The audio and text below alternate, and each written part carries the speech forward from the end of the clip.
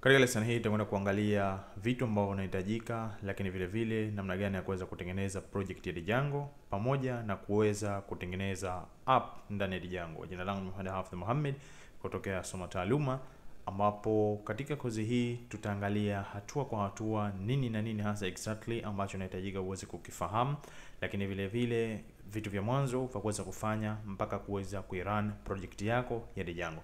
Hivyo basi katika upande wa skills hakikisha kwamba una skills za Python, kwa sababu Django hii ni framework ya Python ambayo inatumika kuweza kutengeneza web application na vitu vya aina mbalimbali, na hususan inacheza zaidi katika upande wa backend. Hivyo unahitajika kuweza kufanya installation ya Django katika PC yako ambayo utakuwa unaitumia. Let's say kwa mfano kama hapo ukifungua katika terminal, unatakiwa uhakikishe kwamba una Django umeshafanya install. So na ili kuweza kufanya installation ya Django utamwambia pip install Django.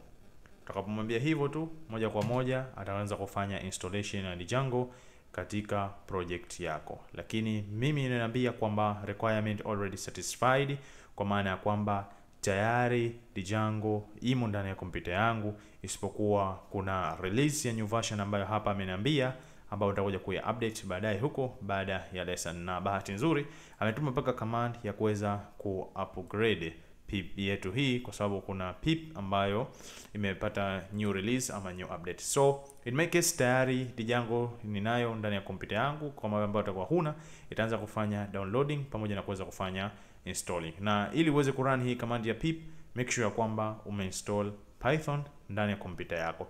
So kitu cha mwanzo kabisa ni kuhakikisha kwamba una Python, lakini vile vile umeinstall Django ndani ya project yako. Hatua ambayo tutakuwa inafuatia baada hapo ni namna gani ya kuweza kucreate project katika system yetu ama katika kompyuta yetu. So tuta clear, okay, tufunge pembeni kidogo tupate screen vizuri. Okay, so ili kuweza kucreate project ya Django tutamwambia Django -admin, tutamwambia start project, kwa kwamba tunatengeneza project hapa sasa hivi. Je, project yetu tutakwenda kuitengeneza ina jina gani, au tunakwenda kutengeneza project ya namna gani? Kwa upande wetu sisi hapa kwa sasa hivi tutakwenda kutengeneza project ambayo itakuwa ni library system, kama ni sehemu ya kuweza kujifunza namna gani tunaweza tukaitumia Django. So tutaipa jina la project yetu ambayo itakuwa ni library underscore system.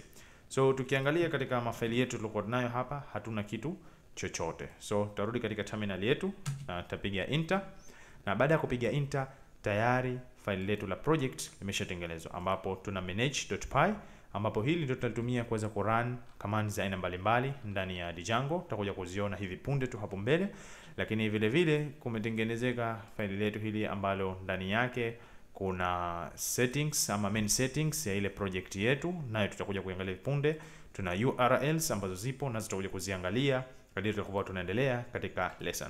So now tumeweza kutengeneza project yetu ya Django, lakini Django inakuja na apps. Apps hii inaweza kusema kama ni mfumo wa folders ambazo zinakwenda kuhandle kitu kimoja kimoja, ambapo tunasema ni modularity, kwamba tunaweza tukatengeneza some task ama kila task ikawa imo ndani ya app moja. Let's say kwa mfano kama library system, inawezekana kukawa kuna library management, kukawa kuna na mambo mengine ambayo yamo ndani yake. Kwa hiyo tunaweza tukawa tumevitengeneza vitu vyake vyote vipo katika app moja, ambapo tunaweza kusema kama ni container moja. So ili kuweza kucreate app yetu, tutarudi katika terminal yetu, then moja kwa moja tutamwambia Python. Okay, kwanza inatubidi tuweze kuingia katika library system yetu. Make sure kwamba umeingia ndani yake, hilo ni la mwanzo, kwa sababu hii command ambayo tunakwenda kuirun tunahitaji kuweza kuaccess hii manage.py. So make sure kwanza una cd katika library system, then hapo ndipo utakwenda moja kwa moja utamwambia sasa Python, ama kwa vile unatumia window itakuwa ni py, then moja kwa moja utamwambia manage.py, na baada ya hapo tutamwambia start app. Hiyo app je, tunaipa jina gani? Application ambayo tunaitengeneza tunaita ni library. So tutakapopigia enter, tukiangalia automatically tunakuta kwamba sasa hivi tunayo app ambayo inaitwa library. ambapo ndani yake kumekuja kuna file la migrations ambazo hizi ni database tutakuja kuziangalia.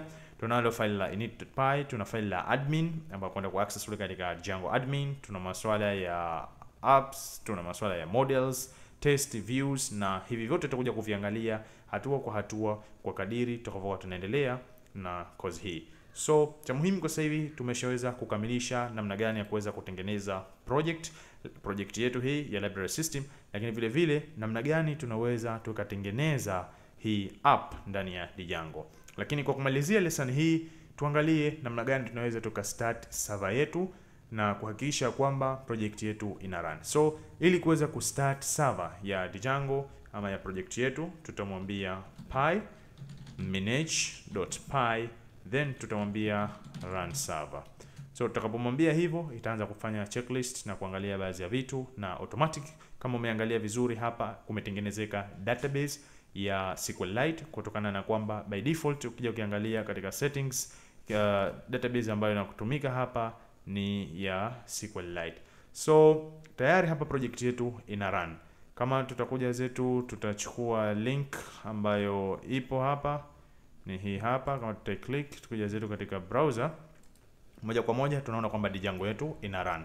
Lakini kitu cha muhimu cha kuhakikisha, tunatakiwa lazima tuje katika library system, katika settings.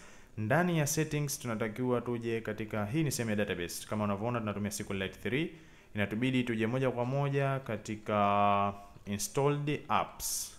Hizi hapa, kwa vile tumetengeneza app ambayo inaitwa library, inabidi tuiregister ili uweze ku access. So tutaingiza quotation na tutaandika jina la ile library yetu ama nini yetu, app yetu. So ni library na tutaweka comma. So now tutakuwa tumeshare register app yetu ndani ya main settings ya project yetu.